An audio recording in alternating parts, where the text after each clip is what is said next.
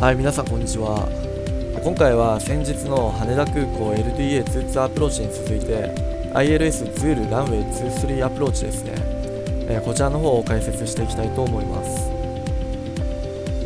前回動画で解説した LDA22 ですね、そちらの方も南風のアプローチになっているんですが、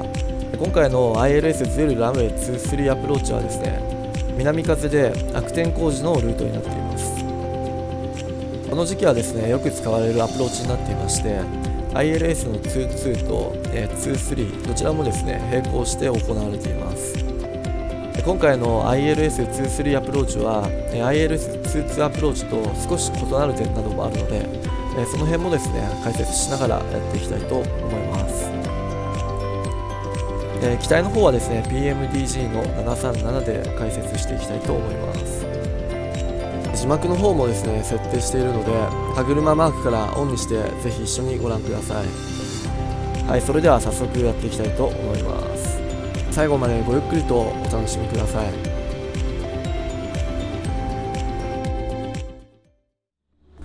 はい、ということで今現在はですね、羽田空港ランウェイ23に向けて降下を開始しています。ウェイポイントでいうと、ゴーディンの手前まで来ています。ここでですね、今回のスタートアプローチの方ですね、どのような経路になってくるか説明していきます。現在はですね、ゴーディン1シエラアライバルですね。ここからノーベルを8000フィートアバーブ、さらにスクリューを通りスチーム、これで千葉県の方にですね、入っていく形になります。ちなみにスチームは茨城県の守谷市になります。アプローチチャートには記載があるんですが、スチームは IAF と書かれていて、イニシャルアプローチフィックスと言われる、アプローチチャートの中でも一番最初のフィックスになります。続いてさらにですね、スネークも通り、インターミディエートフィックスのスマイルですね。その後最後にファイナルアプローチフィックスのサルボ、ここでグライドスロープをキャプチャーする形になります。その後ですね、ランウェイ23を目指して、降下していくんですが、この ILS23 アプローチはですね、オフセットローカライザーと言われていて、ローカライザーに乗っても滑走路は正面に行きません。なので滑走路が近づいたらですね、滑走路の正面に合わせるようにして、着陸するようにします。この部分に関してはまた後ほどご説明していきます。それではですね、セッティングの方もしていきましょう。先ほど巡航中にもですね、セッティングしたので、そちらの方もお伝えしておきます。まずはですね、チャートの方を見ながらミニマムのセッティングですね、そちらをしていきます。今回の ILS ズール23アプローチですね、そちらの方は DA デジションアルティチュード383なので、エーフィスのバロですね、そちらの方のつまみを回して383にセットしていきます。続いてはですね、ナブラジオの方からILS23 アプローチのローカライザーとグライドスロップをキャプチャーするために周波数をセットしていきます。今回の ILS ズールランウェイ23は 110.5 になります。こちらの方入力していくんですが、巡航中などはまだスタンバイの位置でいいと思います。これはですね、後ほどアクティブの方に移動させます。一応こちら側だけですね、羽田の VOR112.20 こちらも入れておきます。続いて 110.5 ですね、こちらをスタンバイの位置にセットしておきましょう。右側もですね、同じく 110.50 をセットしておきます。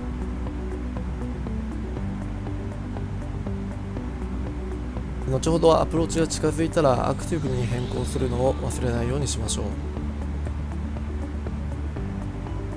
次はですね、オートブレーキのセッティングですね。今回はオートブレーキは3でセットしていきます。まだトップオブディセントまで少し距離はありますが、もうスタートですね、アプローチの方両方とも入力していきたいと思います。まずデパーチャーアライバルのボタンを押します。次に RJTT のアライバル、こちらを選択します。今回は ILS ズール23なので、2ページ目ですかね、2ページ目の ILS ズール23、こちらを選択します。トランジションがですね、スチーム選択しておきましょう。でスターの方ですね、こちらの方も、4ページ目ですね、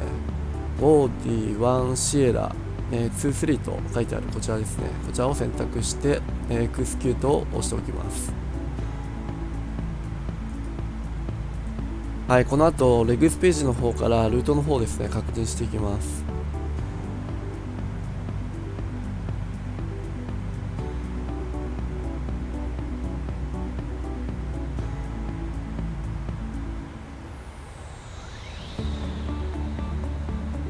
こちらのつまみからプランモードにしてルートの方ですね、確認できるようにしていきます。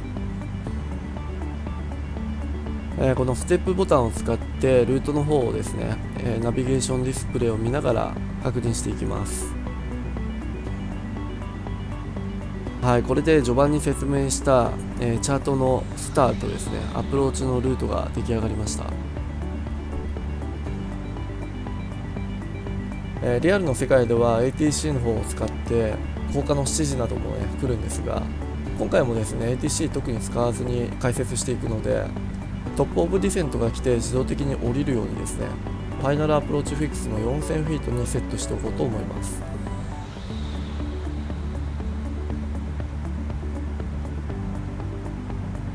ここで少しブレイクタイムとして、羽田空港のスターであったり、この今回使っている ILS23 のアプローチですね、それについてですね、少し詳しく話していきたいと思います。先ほども登場したこのチャートですね、そちらについてなんですが、今ですね、このゴーディン1シエラアライバルっていうスターを使って羽田空港の方にね、行くんですけど、この場合だと1デルタと1シエラというのがね2つあるんで、それぞれルートの方がね少し違うんですが、1シエラの S ですね、これはこの先のですねスクリューであったりスチームですね、その頭文字をおそらく取ってます。それとは別のゴーディン1デルタですね、そちらの場合だとドレッド、デニー、ディタムというのね全て頭文字が D になっていると思います。なのでこういったスターを見るときにその先のウェイポイントですね、だいたい頭文字を取っているものが多くなっています。他にも羽田空港の場合は、ランウェイ34レフト、ライトにですね着陸する際はですね、海保の K を取ったりアーロンの A を取ったりとね、この辺にも同じように使われています。次はですねまた少し話が変わるんですが、今回の ILS23 のアプローチですね、 ILS22 とは違って先ほども少しお伝えしたんですが、オフセットローカライザーになっていまして、海側にですね2度オフセットしています。ILS22 はですねオフセットしてないので正面にですね滑走路の方が見えてくるんですが、 ILS23 の方はですね少し異なります。そのため B 滑走路と D 滑走路は実際のところは正確に平行にはなっていません。なぜこのようになったかというと、もともと当初の計画ではランウェイ22、B 滑走路との平行滑走路、ランウェイ22レフトを計画していたんですが、その場合、滑走路方位に ILS を設置すると、浦安の市街地の真上になるということで、千葉県からの要請もあり、現在のランウェイ23の進入経路となっています。ちなみに国内であれば、この羽田空港以外にも、オフセットローカライザーになっている空港もいくつかありまして、那覇空港であったり、大島空港、他にも富山空港などいくつかの空港で設定されています。ぜひ皆さんもですねオフセットローカライザーであったり羽田空港の滑走路の事情ですね、その辺もですね調べてみると面白い発見があるかもしれません。こんな感じでブレイクタイムの方は終わりにしまして、また先ほどのゴーディン近くから進めていきたいと思います。現在はゴーディンを過ぎてノーベルですね、左旋回するところです。このままですね V ナビを使って降下していきたいと思います。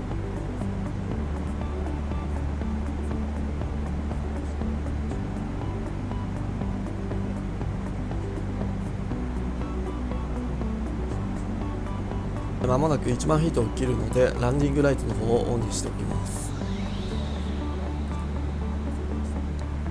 また CDU のアプローチのページから、着陸時の速度ですね、今回の着陸の速度は VLEF30 の144をセットします。ウィンドコレクションプラス5ノットで、最終的に149で、降りる予定です。少し雲もね増えてきたんですが、左側には茨城県の筑波山が見えてきました。あと残り40マイルほどで羽田空港の方に着陸します。あと7マイルほどでウェイポイントのスクリューなんですが、もう少しずつスピードの方もですね落としていきたいと思います。スピードインターベンションボタンをプッシュしてスピードの方を介入していきたいと思います。スピードの方は210にセットしておきます。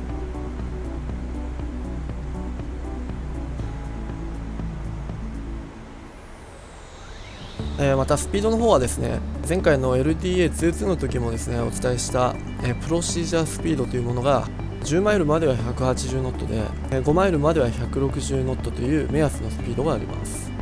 こちらの方に従いながら下ろしていきたいと思います。またスピードの方が落ちにくい場合はスピードブレーキも展開させていきましょう。まもなくスチームまでですねあと残り5マイルほどになりました。スチームを4000フィートで通過し、その後もですね4000フィートで飛行していく流れになります。また先ほど準備していたナブラジオの方から現在スタンバイにしている ILS の周波数ですね、こちらの方をアクティブの方に移動させておきましょう。イニシャルアプローチフィックスのスチームも通過したので、あともう少しで羽田空港ですね。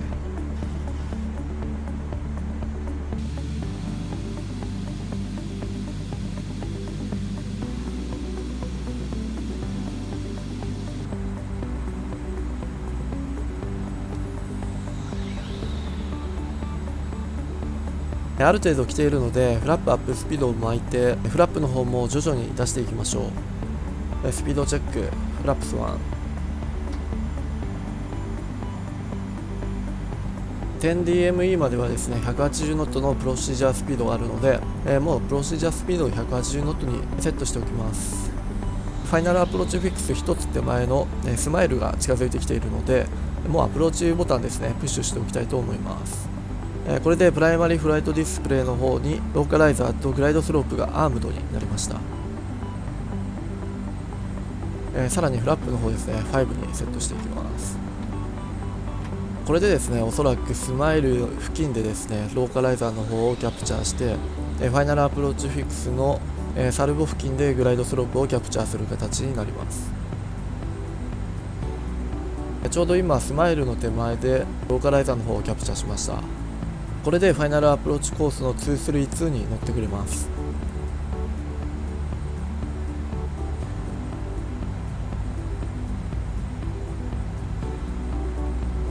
また5アラウンドした時のためにですねヘディングの方もファイナルアプローチコースの232にセットしておきましょう。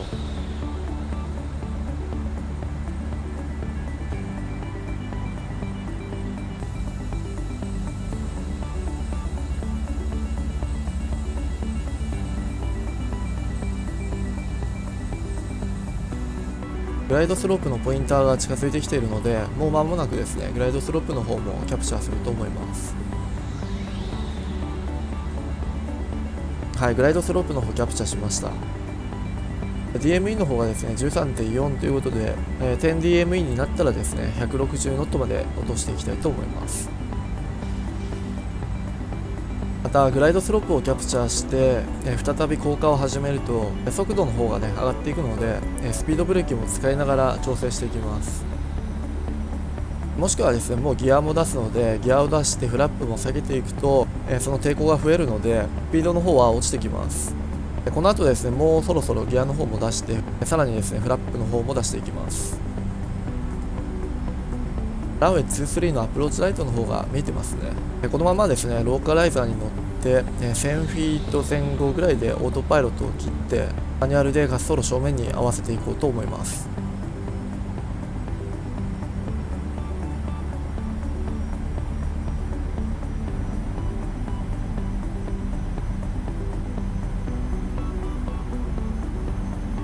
まもなくですね 10DME になるのでスピードの方も160ノットに落としてギアの方も出していく流れになります。はい、それでは 10DME になったので速度の方160ノットに落としていきます。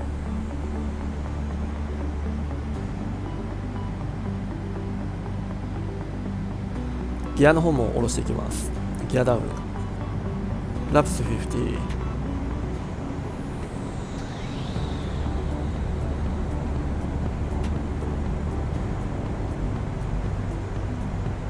続いてランウェイターンオフライトとタキシーライトの方ですね、オンにしておきます。またエンジンスタートスイッチの方もコンテニアスにセットしておきましょう。さらにスピードブレーキもアームドにセットしておきます。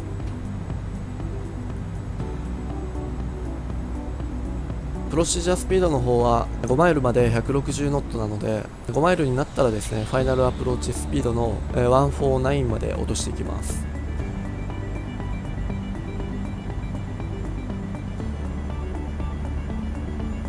さらに5アラウンドした時のコードですね、チャートまたは CTU のレグスページですね、最後の内棒と書かれたところ、これが5アラウンドアルティチュードになります。今回4500フィートをセットしておきます。 5DME になったのでラップ30にして、ファイナルアプローチスピードの149までスピードを落としていきます。先ほどはアプローチライト見えて、また見えなくなったんですが、再度今現在ねまた見えるようになりました。ランニングチェックリストの方もしておきましょう。エンジンスタートスイッチズコンテニアンススピードブレーキアームドランディングギアダウンラップ30グリーンライト、ランニングチェックリストコンプリーティッド、あとはですねオートパイロットを切って、マニュアルで滑走路を正面に合わせていく流れになります。はい、そろそろオートパイロットを切って着陸させていきます。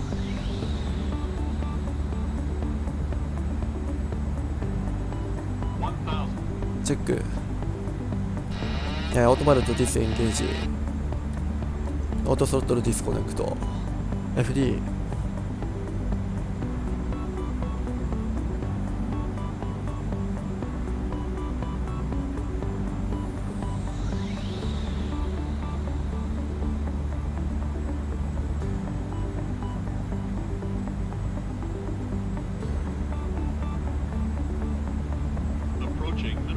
チェック、ランニング、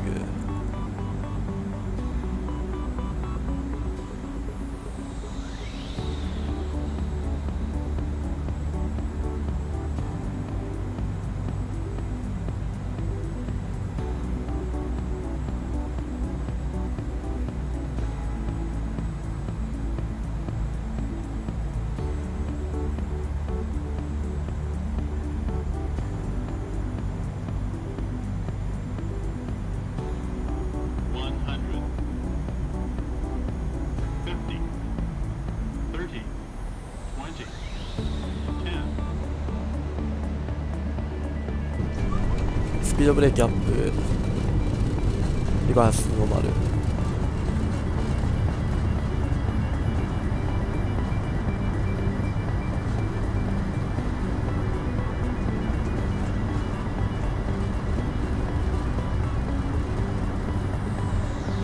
16ノット、オートブレーキオフ、